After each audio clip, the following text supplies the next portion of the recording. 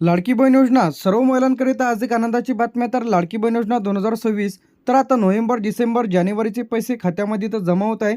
जर पैसे आले नसतील तर हे काम पूर्ण करा, लगेच खात्यामध्ये पैसे इथं येणार आहेत। सर्व लाडक्या बहिणींसाठी एक खुशखबर आलेली आहे, तर एक आनंदाची बातमी देखील आहे। तर आता तुम्हाला लाडकी बहीण योजनेचे पैसे वाटपास सुरुवात झालेली आहे। यामध्ये जानेवारी, फेब्रुवारीचा हप्ता अजूनही तुम्हाला मिळालेला नसेल तर अशांनी काय करायचं आहे जेणेकरून लाडकी बहीण योजनेचे पैसे हे थेट तुमच्या खात्यामध्ये इथे जमा होईल। मुख्यमंत्री माझी लाडकी बहीण योजना महाराष्ट्र शासनाची एक महत्त्वाची योजना आहे। तर दरमहा जे की 1,500 रुपये जे की खात्यामध्ये इथं जमा होत आहे। पैसे आले नाहीत, पेमेंट पेंडिंग आहे, नोव्हेंबर डिसेंबरचे पैसे आलेच नाही, तर अशाने हा व्हिडिओ शेवटपर्यंत बघा। तर आता पैसे न येण्याचे मुख्य 5 गोष्टी आहेत। तर या 5 कारणांमुळे तुमच्या खात्यामध्ये लाडकी बहीण योजनेचे नोव्हेंबरचा असेल, डिसेंबरचा, जानेवारी आता जे काही चालू असलेले हप्ते आहेत ते तुमच्या खात्यामध्ये आले नसतील। तर सर्वात पहिले म्हणजे खाते आधारशी लिंक नाही, म्हणजे पहिला जो महत्त्वाचा पॉईंट आहे म्हणजे खाते आधारशी लिंक नाही। दुसरं म्हणजे DBT लिंक नाही। तिसरं म्हणजे eKYC अपूर्ण आहे, म्हणजे बरेच जणांनी फक्त त्यांची स्वतःचीच KYC केलेली आहे, त्याच्यानंतर जे वडिलांचं आधार कार्ड टाकून किंवा पतीचं आधार कार्ड टाकून ते eKYC केलेले नाही। तर आता कोणत्या जिल्ह्यांमध्ये पैसे खात्यामध्ये येत आहे, कोणते जिल्हे अधिक पेंडिंग आहे, कधीपर्यंत मिळेल ते पूर्ण माहिती पाहणार आहे। अर्जात चूक यामध्ये नाव असेल, आधार नंबर असेल, IFSC कोड असेल, चुकीची डेट ऑफ बर्थ टाकलेली असेल, यामुळे तुमचे पैसे इथं अडकलेले आहेत। तर लगेच हे तुम्हाला काम करायचं आहे, लगेच हे काम करा। यामध्ये जर तुम्हाला पैसे हवे असतील तर हे 4 कामं तुम्हाला लगेच करून घ्या। म्हणजे पहिल्याची गोष्ट यामध्ये आधार लिंक चेक करा, म्हणजे जवळच्या CSC सेंटरला जा किंवा आधारवरती जाऊन सुद्धा तुम्ही चेक करू शकता की तुम्ही तुमच्या बँक पासबुकला कोणत्या बँक पासबुकला DBT लिंक आहे। तर ते चेक केल्याच्या नंतर तुमचा पहिला प्रॉब्लेम इथं सॉल्व्ह होऊन जाईल। दुसरं जे यामध्ये DBT तपासा, DBT कोणत्या बँक पासबुकला लिंक आहे हे तुम्ही आधारच्या साईटवरून देखील चेक करू शकता, लगेच चेक करा। त्यानंतर तिसरा जो आहे यामध्ये eKYC काय आहे, यामध्ये eKYC कंप्लीट करा। तर आता बरेच महिलांनी eKYC केलेल्या नाही, तर काही जणांनी eKYC केलेली आहे, पण पहिले जे ऑप्शन होतं ते कोण यस केलं, त्यानंतर इथं नो केलं। पहिले जे आहे बरेच जणांनी चुकीच्या पद्धतीने eKYC केलेले आहे। तर आता यामध्ये जर तुमची eKYC राहिलेली असेल तर eKYC लगेच करून घ्या। त्यानंतर बँकची जर तुम्ही KYC राहिलेली असेल, बँकची सुद्धा KYC करून घ्यायची आहे। कशाची? बँकची KYC करून घ्यायची आहे तुम्हाला, ज्यांची कोणाची राहिलेली असेल तर। त्यानंतर महिला व बालविकास विभागाच्या पोर्टलवर जाऊन किंवा अंगणवाडी सेविकेकडे तुम्ही तुमचं स्टेटस चेक करू शकता। आता ज्या कोणाला पैसे आलेच नसतील तर अशांनी महिला व बालविकास या विभागाकडे जाऊन तुम्ही तुमची हे करू शकता, म्हणजे पैसे का आले नाही। किंवा तुम्हाला हेल्पलाईन नंबर आहे 181, तर यांच्याशी कॉल करून सुद्धा तुम्ही तुमची माहिती घेऊ शकता की तुम्हाला पैसे का आले नाही। हा हेल्पलाईन नंबर आहे, सर्वांनी नोट करून ठेवा। 181 हा लाडक्या बहिणींचा पैसे ज्यांना कोणाला आलेला नसेल तर अशांनी हा हेल्पलाईन नंबर यूज करा।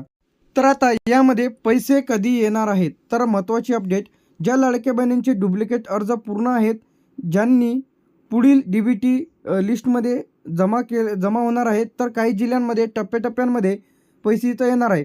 तर एकाच दिवशी सर्व महिलांच्या खात्यामध्ये पैसे इथं येणार नाही, तर खालील अटी पूर्ण देखील असणे आवश्यक आहे। तर आता सर्वप्रथम महिला महाराष्ट्राची रहिवासी असणे आवश्यक आहे। यामध्ये वय 21 ते 65, बरेच जणांनी चुकीच्या पद्धतीने डेट ऑफ बर्थ टाकून फॉर्म भरलेले आहे। वार्षिक उत्पन्न 2.5 लाखापेक्षा कमी असणे आवश्यक आहे। पात्र महिला, सरकारी कर्मचाऱ्यावर कोणी तुमच्या कुटुंबातील नसणे।